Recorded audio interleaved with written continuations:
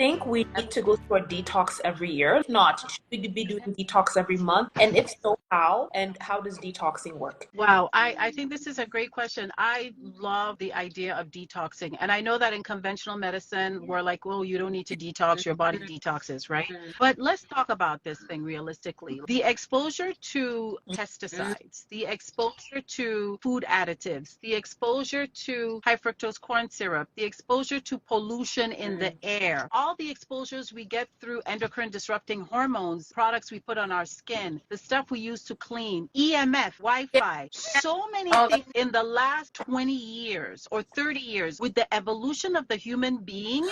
You know, Dr. Anita, we were talking about how when you talk about detox with conventional medicine, they're like, why you don't do that? Your body does it naturally.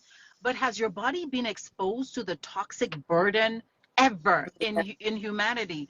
We have not been exposed to as much toxic burden as we are today. I know.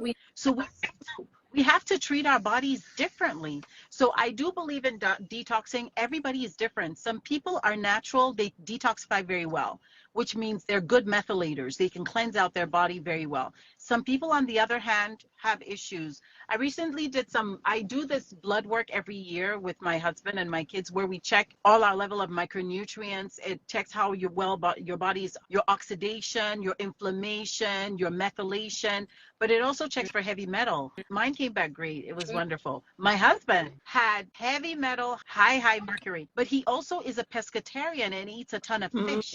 So now we have to look at which fish are you eating that's a high mercury fish that's affecting your body, right? And so now I'm putting a program to put him through a detox protocol. But when it comes to detox, I think at least 2-3 times a year is helpful.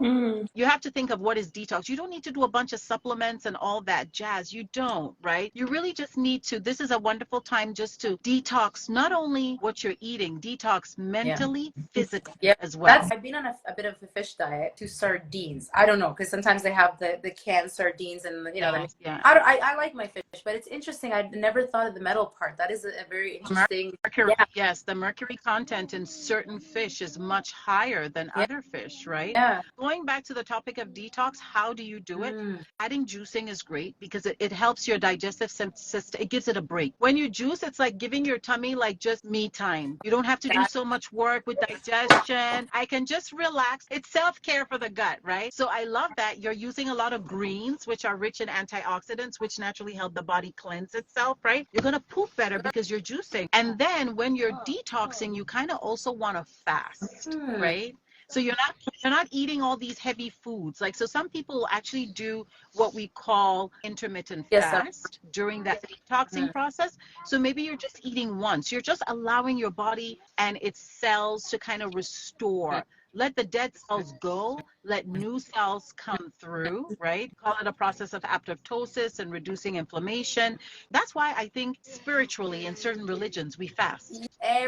Has energy, you know, so if you can consider that, like if you take a break of the daily routine of the food that you eat, give it a break, the body can now, you can kind of see the signs of what's been sort of affecting you, right? Even with, you know, when you fast off of like certain music or TV shows, or I just don't watch the news. For me, I gave up the news years ago.